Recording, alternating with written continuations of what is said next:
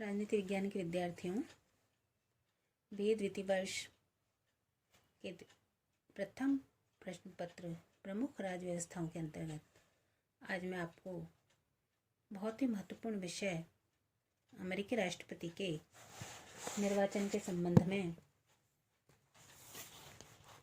प्रमुख बातें बताने जा रही हूँ। इसके पूर्व हमने राष्ट्रपति के निर्वाचन में अपनाई जाने वाली पद्धति के 2 चरणों के बारे में पढ़ लिया था, जिसमें उम्मीदवारों को मनोनयन और चुनाव अभियान थे। अब यदि हम तीसरे चरण की बात करें तो इसमें आता है निर्वाचक मंडल का चुनाव। दोनों ही दलों के द्वारा निर्वाचक मंडल के लिए अपने उम्मीदवार खड़े किए जाते हैं। निर्वाचक मंडल के इन उम्मीदवारों को शपथ लेनी होती है कि चुने जाने पर वे राष्ट्रपति और उपराष्ट्रपति के चुनाव में अपने ही दल के उम्मीदवारों को मत देंगे। 23वें संविधान संशोधन से अब निर्वाचक मंडल के सदस्यों की संख्या 538 हो गई है। राज्यों में निर्वाचक मंडल के सदस्यों का चुनाव सूची प्रणाली के आधार पर होता है। चौथा जो प्रमुख चरण है कि निर्वाचक मंडल द्वारा राष्ट्रपति का चुनाव।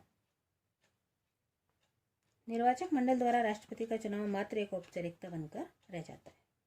और रे के शब्दों में कह सकते हैं कि निर्वाचक मंडल के सदस्य अपने राजनीतिक दल की रिकॉर्डिंग मशीन मात्र होते हैं।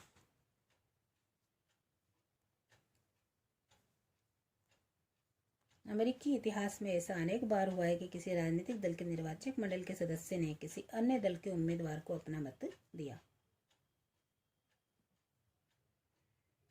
जब किसी उम्मीदवार को स्पष्ट बहुमत नहीं मिलता है तो प्रतिनिधि सभा सबसे अधिक मत प्राप्त करने वाले प्रथम 3 उम्मीदवारों में से किसी एक को राष्ट्रपति निर्वाचित कर सकती है।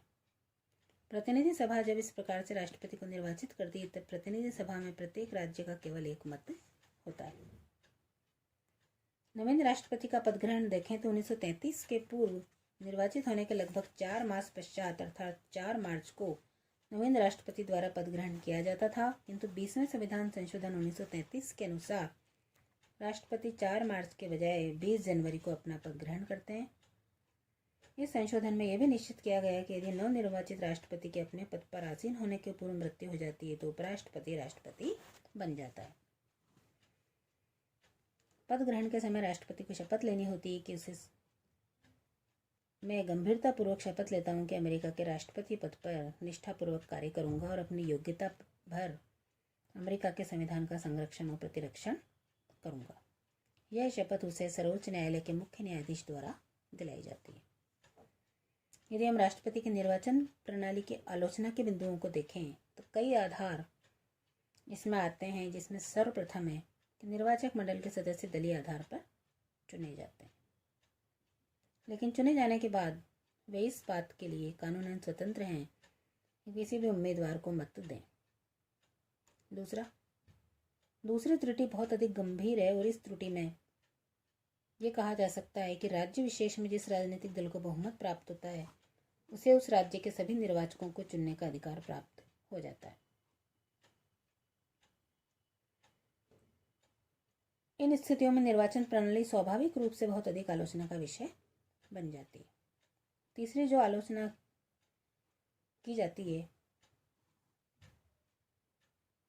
कि उपर्युक्त निर्वाचन प्रणाली के कारण राष्ट्रपति के निर्वाचन में घनी आबादी वाले राज्यों का महत्व बहुत अधिक बढ़ जाता है और कम आबादी वाले राज्यों तथा ग्रामीण क्षेत्रों की उपेक्षा होती है। चौथा जो आलोचना का बिंदु है कि निर्वाचन प्रणाली कि इस आधार पर भी आलोचना कर सकते हैं कि यदि निर्वाचक मंडल के मतदान के परिणाम स्वरूप किसी भी उम्मीदवार को आवश्यक बहुमत प्राप्त न हो और ऐसी स्थिति में राष्ट्रपति का निर्वाचन प्रतिनिधि सभा द्वारा किया जाए, परिणाम उससे सर्वथा भिन्न हो सकता है, जो साधारणतः होना चाहिए था।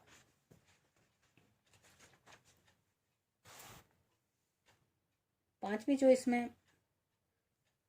आलोचना कही जाती है कि 2000 ईस्वी के राष्ट्रपति चुनाव में अमेरिकी चुनाव व्यवस्था और राष्ट्रपति के चुनाव की प्रक्रिया की एक बड़ी त्रुटि सामने आई। भारत में चुनाव संबंधी समस्त कार्यों को संपन्न करने के लिए स्वयं संविधान द्वारा ही एक संस्था चुनाव आयोग की व्यवस्था की गई, लेकिन अमेरिका में चुनाव कार्यों को संपन्न कराने के लिए चुनाव आयोग जैसी स्वतंत्र और केंद्रीय संस्था नहीं है। इन सब के अतिरिक्त ये भी कहा जा सकता है कि राष्ट्रपति पद हेतु उम्मीदवारों के मनोनयन के लिए जिस पद्धति को अपनाया गया उसमें राष्ट्रपति पद के लिए उम्मीदवार बनने की इच्छा रखने वाले व्यक्तियों की योग्यताओं पर ध्यान नहीं दिया जाता और राष्ट्रीय सम्मेलनों के उत्तेजनापूर्ण वातावरण के कारण असाधारण प्रतिभाशाली व्यक्ति राष्ट्रपति पद के उम्मीदवार नहीं हो पाते। भारत के एक प्रमुख पत्र ने इस चुनाव प्रक्रिया पर टिप्पणी करते हुए 1.5 दशक पूर्व ही लिख दिया था कि यह प्रक्रिया अत्यधिक खर्चीली, जटिल और लंबे समय तक चलने वाली है। इस चुनाव प्रक्रिया में मूल बात की अपेक्षा छवि का महत्व अधिक हो जाता है। धन्यवाद।